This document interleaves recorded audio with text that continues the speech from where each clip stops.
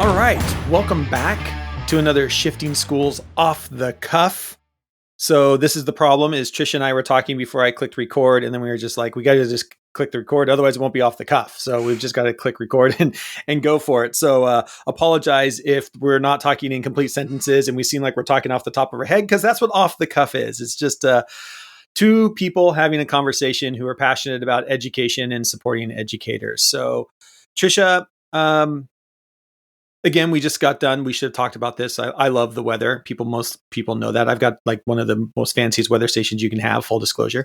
I'm all about the weather, but we were talking how cold it is in Ottawa. You're negative 14 Celsius. That's right. Yes. I thought coming out of January, like, I don't know why, it's like that fake spring. I thought maybe it was coming. It's my first winter here in Ottawa, and I'm still learning. Oh no, winter is going to stick around for a while. But yes, you can feel it. It's like you feel the frost on your eyelashes and your nose hairs. It's that kind of cold. Everybody probably has been, well, I don't know if everybody's been there, but that idea that you take a deep breath and you can feel your nose hairs kind of freeze, that's cold. That's some cold. Mm-hmm. Some cold. Well, let's have a chat today. Both of us have been working on this idea of our two new pathways, the 5-day challenge around generative AI, and also equity with AI. And I think today, as we were kind of talking before we click record, is just this idea of how do we remain curious in education? And I think if there's a word for today's episode that you and I keep coming back to, is like, how do we just remain curious about this in a time that we don't really know where it's going to land? It's still very much in its infancy stages. I read an article this morning that there's now a professor that's requiring his students to use ChatGPT. We have school districts on the other end that are completely banning ChatGPT. We're kind of all over the place right now with just AI in general. And ChatGPT is just the AI right now that's on everybody's mind.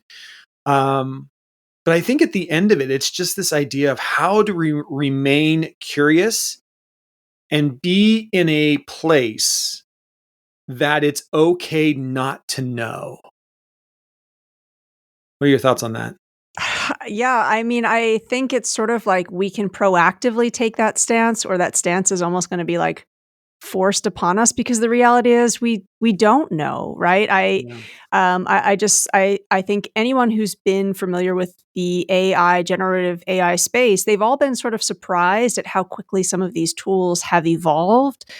And I keep thinking 2 years out from today, what might this look like? And we don't know. And I do think curiosity is going to allow us to have those sustained conversations around, well, how might we use this tool creatively with our students? I'm thinking of just how, even with creative writing, I would be using this right now. You can prompt ChatGPT to give you a poem in the style of. And I would even just be, okay, let's take this as our initial text. Let's delete some of it for students where they need that starting point. Jeff, you and I have talked about the strategy called backward chaining, where instead of starting from nothing, instead of starting from the blank page, give students an access point. And I think ChatGPT is a really creative way to engage that strategy as just a starting point, right?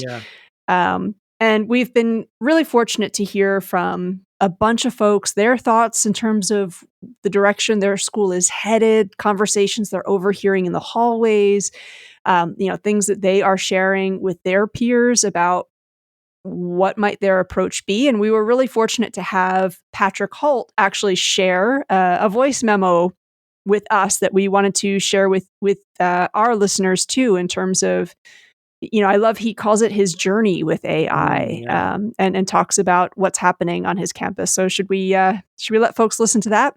Yeah, let's go ahead and play that audio.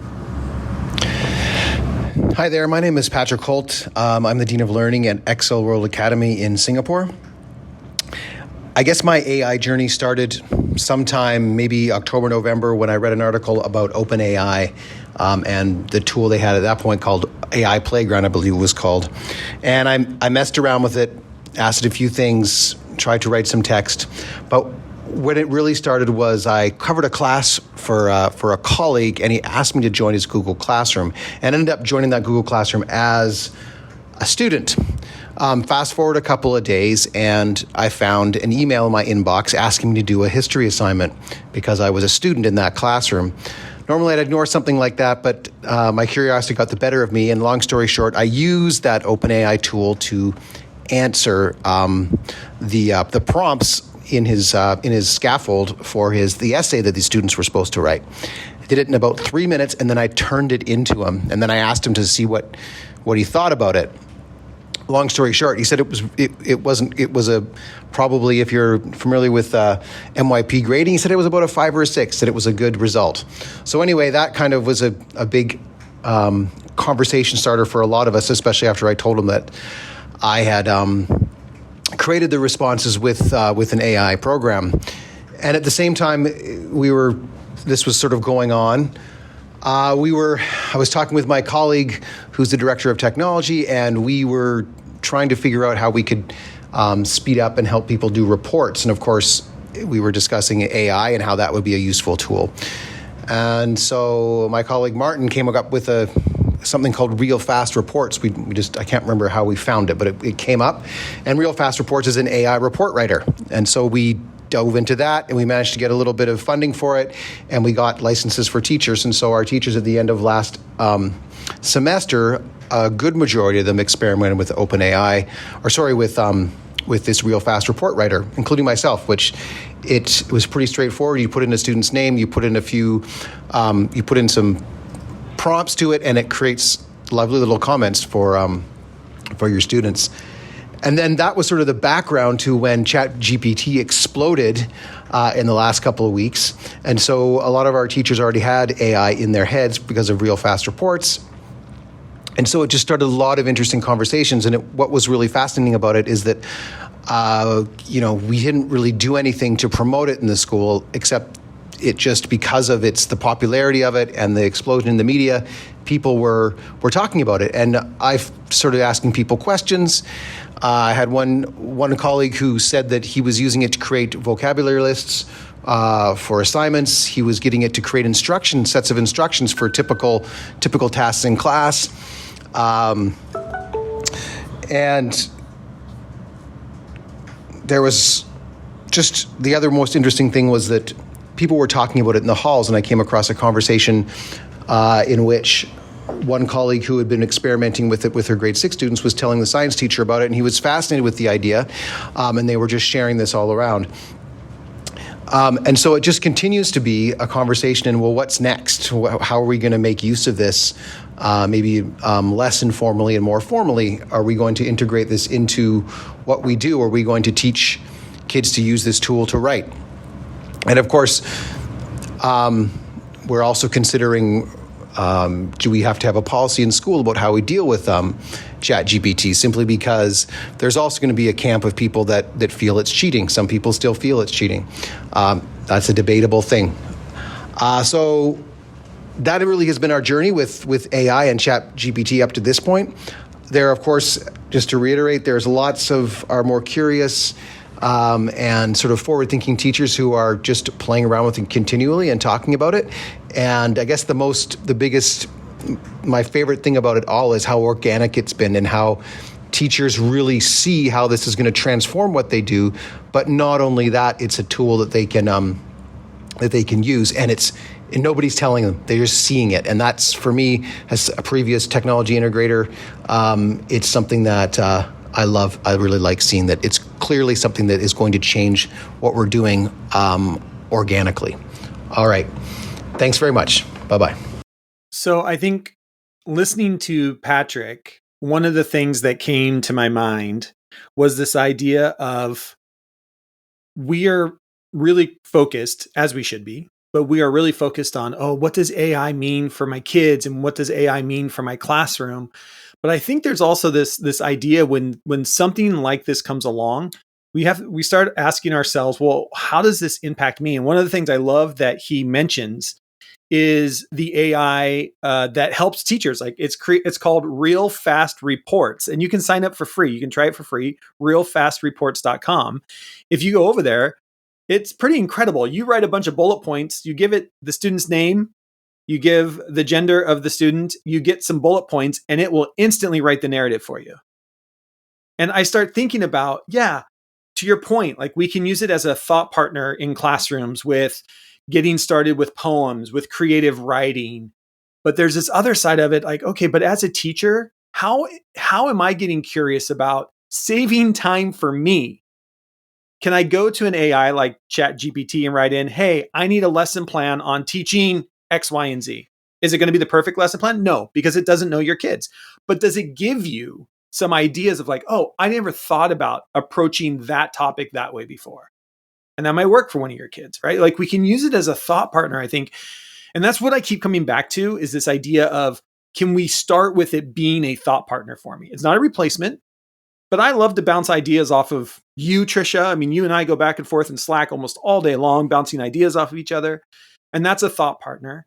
But you have this other thought partner now that is based on the computer that gives you just a different perspective. And I just keep coming back to, what does that mean for us as educators, and how, not only how's this impacting my kids, but how does it start impacting maybe what I do in school, in my classroom, in our school as all, or, even in my personal life. So I don't know. I think, with any sort of educational technology, that is always a great place to start from is, let's see what value this has for you within your day-to-day. So I'm thinking of even when like Google Workspace kind of disrupted everything and folks needed to learn, like, how do I use my Google Calendar? And something that a team that I was working on, we actually were helping folks, let's forget about the professional for a moment.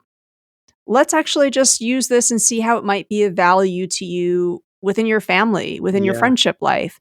And I found that had, people were really motivated to learn to use it in that way. One time when I was running, we were just doing like short bursts of professional learning. And at the time, I loved Google Keep. And so what I said is, I use Google Keep, of course, for my professional life. But at the time, that was how my grocery list was done. Yeah. My wife and I would have a Google Keep list. And then if she had been shopping or, picked something up on the way home that I didn't know about, we would just tick that box on Google Keep because it's updating live for both of us, right? And I think often with these tools, when we experiment with it in that way first, you can see, is this going to be valuable, or is this just like another flash in the pan, not going to be really useful? Because I find a lot of the best educational technology does it has that bleed over into both spaces, our personal and our professional life. So I think absolutely experimenting with ChatGPT. I think I mentioned last week, one of my frustrations is if I'm looking up a recipe on the web, I don't know if you've noticed this, Jeff, but it's like 5 paragraphs, a video, another personal 7 essay. ads. Yes. And then the recipe list, right? So it's so difficult to just directly get a recipe. However, ChatGPT, here's the ingredients, maybe here's a dietary restriction. Can you give me a recipe for? Boom. It's right there. It's so crazy. Yeah. And I, full disclosure, my wife and I still use a shared Google Keep for our grocery list. So it's such a great hack if nobody's doing that. It's still our go-to grocery list.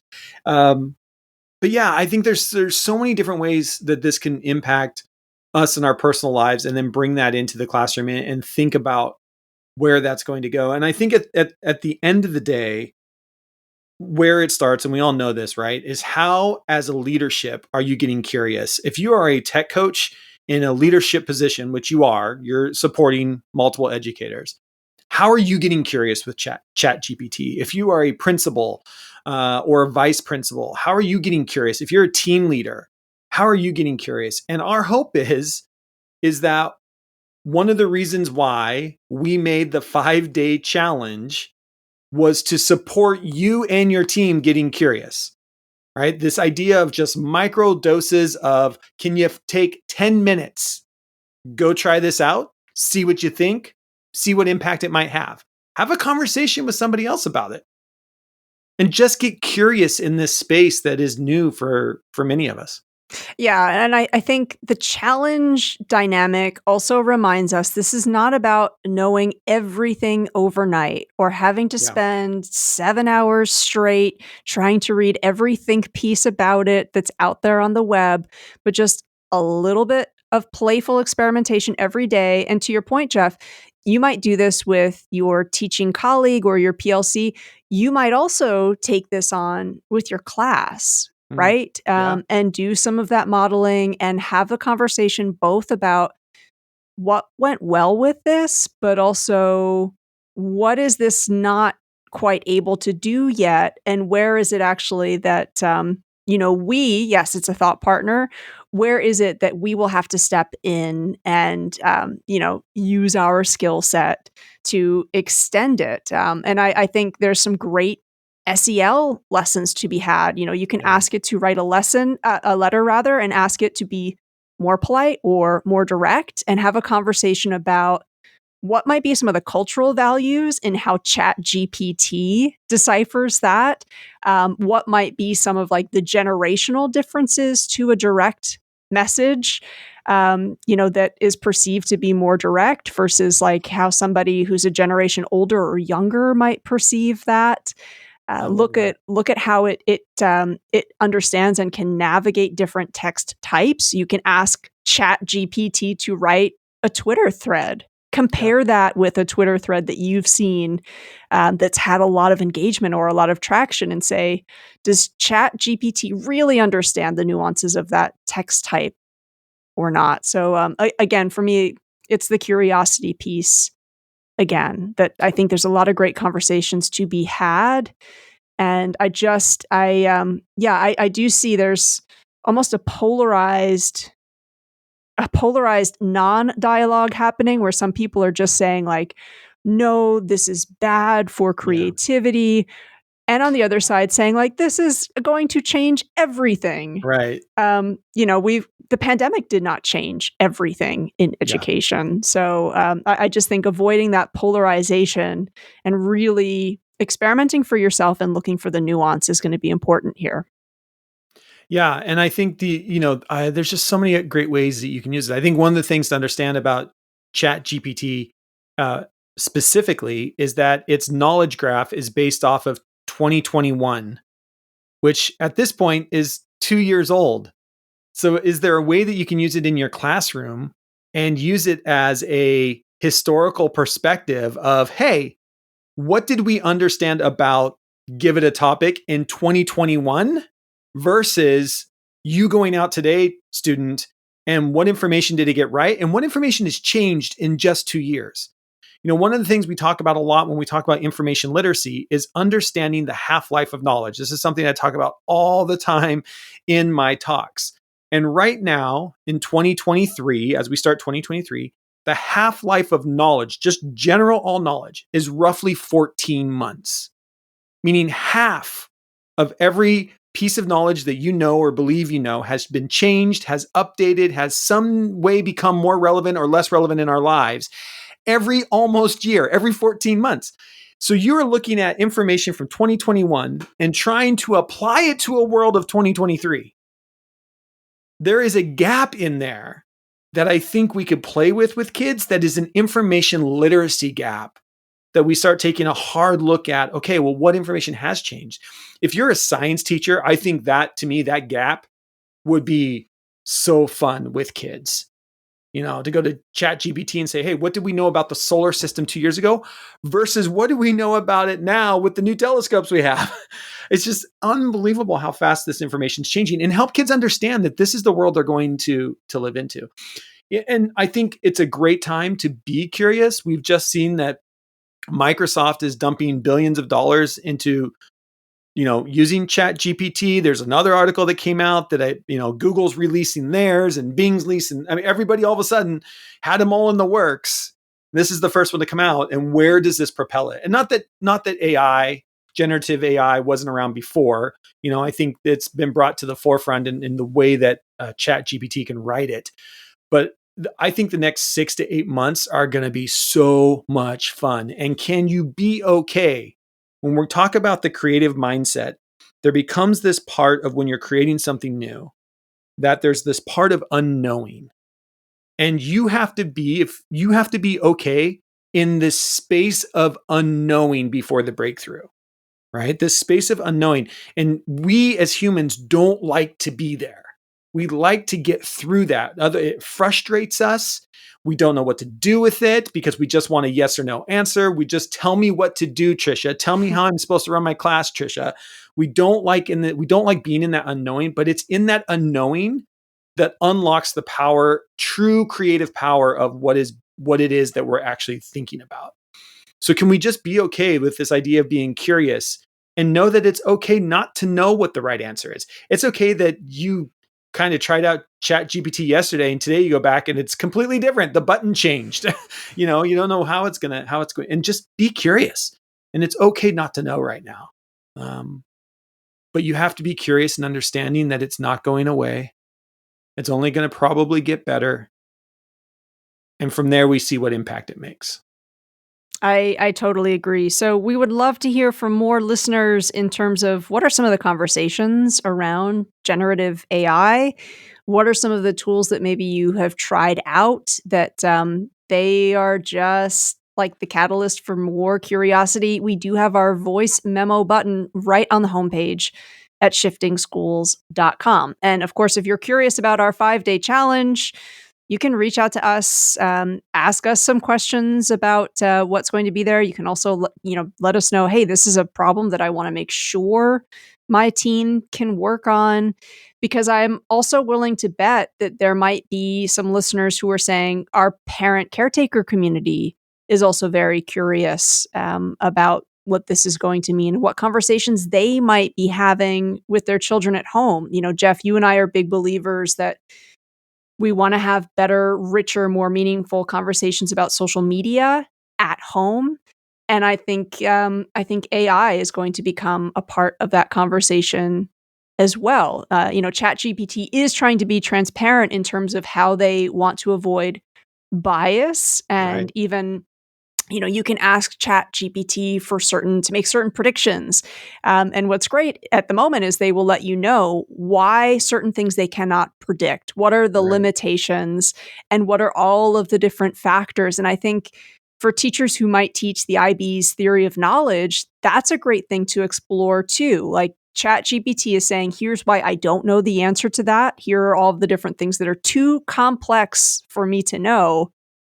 What are some of the other ways of knowing that ChatGPT can't access that's going to limit what they can do? I think that's another really great conversation. Yeah, I agree. And just to remind folks that we have the pre-sale on now for both of these new courses, the 5-day challenge and the equity with AI, which is just another great conversation that we want to make sure that we're having. Do you want to talk a little bit about this? I mean, equity is on everybody's mind, but Trisha, I would say it's really a passion for you. Talk a little bit about just this idea with equity and AI. What are some of the conversations we could be having around that? I think first and foremost, really understanding the history of AI and how, yes, it has had some harmful practices in the past, and why that's important to be aware of, so that the new AI to come is held to a standard where we don't want it regurgitating bias, right? We don't want it spreading malinformation. And then, Jeff, the other piece for me that's important, I think, for us to bear in mind is these districts who are banning it, you are creating an equity issue, because for some students, their only access to learn about what it can do and what it cannot do might be at school. The assumption that everybody has great internet, or everybody has devices at home, or, everybody's going to have access to it outside of school, it's not true. And I do think this tool is going to be really useful down the road. We're already seeing a lot of industries, people talking about how they're using it in their workplaces. And so I think sometimes when we completely restrict tools and we ban them in school, you're cutting off access that kids need. And again, to just say, well, they'll go home and use it. No, they might not have access to it. And also, I think, schools do have a role to play in terms of making sure that we're having conversation about mis and disinformation so that students can not only be really confident consumers of what they are reading and they're able to question, but also when they are producing texts, right? They also know what it means to make a well researched argument, and I think this is now part of the equation. And I think back to when the internet first really, started to develop and we were amazed by Google. And I know that there was a knee jerk reaction by some folks in education to say, like, I don't want my students to be able to Google this. And, today in 2023, I think you would be hard pressed to find somebody who's going to say, I don't want students to be able to Google information, right? Yeah. Google's one of the tools in their toolkit, and we're going to talk about what that means. And I do think that generative AI is a part of that also. Yeah. And I think it's a great lens. It wasn't that long ago. Let's just go back to like 2019 that we talked about giving every kid a device, every kid a laptop in our schools because it was an equity issue. And then the pandemic hit and we saw that equity get actually put right in our face. School districts who were already one-to-one, who already were giving students access to this information, were able to pivot much faster than school districts who were not looking at it through an equity lens. And I mean, we had school districts here and some of the school districts that we supported through the pandemic. It was almost the halfway through the 2020, 21 school year before they finally got every student a laptop. Because once the pandemic hit, everybody was trying to buy laptops for their kids in the supply chain. And all of a sudden we had an equity issue. This school district, who's already been one-to-one, kids have been taking it home, is at a different playing field than a school district who's trying to dismantle carts, who's trying to go out and get more Chromebooks so that we can have an equitable education for them as well. And we just came through that. And we saw this inequity in technology be thrown in our faces. And here we are a couple years past it now. And you're having the exact same conversation of how do we make it equitable with technology? Technology is an equitability issue. It's not a connectivity issue. And if we can look at it through that lens, that if our job is to prepare students for college, career, and life, then we need to make sure we are creating an environment that is equitable for all kids. And no matter what that is, it's going to include technology. It's going to include media literacy and information literacy. And it's going to probably include some kind of AI. And so how do we, if that is our job in K-12 education, then we can't look at these things and think about, well, we need to ban it because we don't know how it works. We have to get curious about them. We have to figure out what it is. Talk to people out in the industry. I have friends who are in the HR world, and they're looking at it of ways to write job descriptions. How do you quickly write a job description that is more equitable and more open to more people? Because the way ChatGPT writes is different than, say, an HR manager in a specific city with a specific background. And so it's very fascinating, even the way that we're seeing this, start to take place and make these small changes in the corporate world as well. So. Yeah, that's right. The website, theconversation.com, recently did a piece about how AI is going to be really useful and has the capacity to help people with communications disabilities. And, one of the kind of bullet points they offered was this is going to be a way for people to really suggest ways to practice or rehearse different social situations and different conversations that might really be daunting. So again, I think it'll be interesting, and the course will focus both on the ways that this can be a very supportive tool and also the ways that, of course, we need to hold organizations that have tools like this to account. I'm also really interested. Folks are very excited about ChatGPT. I don't know that it's going to be free forever. Very much longer. That's the other piece is, will we have banned it in schools and then it's going to be behind a paywall. So I don't know. The equity piece, again, we really love hearing from listeners. If you are a librarian listener, something that's been on my mind, Jeff, I'm very fortunate to live in a place where local libraries are doing amazing things with equity. At my local library, you can take out different musical instruments. You can take out a telescope. They're doing a lot now with hydroponic gardening. So if you want to learn to grow your own lettuce, you can go to the library for that. And they're expanding to also have a tool library. So for people that maybe they've got to do a little fix it up project around the house and you don't have, X, Y, and Z to do that, you can get it from the library. So I'm really curious to hear from our librarian listeners, what's your library doing in terms of giving folks access to things that they might not have access to? If your library is doing something really cool around that, we'd love to hear from you. Yeah. And again, there's a record button right there on shiftingschools.com. Of course, you can always reach out to us at info@shiftingschools, Trisha at Shifting Schools, Jeff at Shifting Schools. Pick your email address of those three, and it'll make its way to us as well. But right there, if you go to shiftingschools.com, big orange button about halfway down the page, you can click it, start recording. You can even test your mic before you send it to us. You can hear yourself. Make sure it sounds the way you want it to sound before you submit it over to us. And we will not play it we won't play it here unless you give us permission to. So don't feel like we're just going to take it and throw it up there. But the really good ones, like one we heard today from Patrick, we can go out and just, share different stories, share voices of what different schools are doing around being curious and around just what the future of education is going to look like, which we're always wondering what's the next thing. What's the next thing in math? What's the next thing in fourth grade for me, in the way we're going to do this. So, well, Trisha, thank you so much for this. Again, you can go over to shiftingschools.com and find those 2 new courses right there on the homepage. They are for a limited time. This is the pre-sale for $75. That $75 is a school-wide license. So one person at your school can buy it, and then you're going to make a copy of it. And everybody in your school can have their own copy, do their own reflective journal, have conversations however you want. We try to make this stuff as cheaply as we possibly can with still being able to pay the bills. So that's where we're at. So for $75, you can go over there. That's the pre-sale. It will go up to $100 on February 6th. So you want to lock that in now.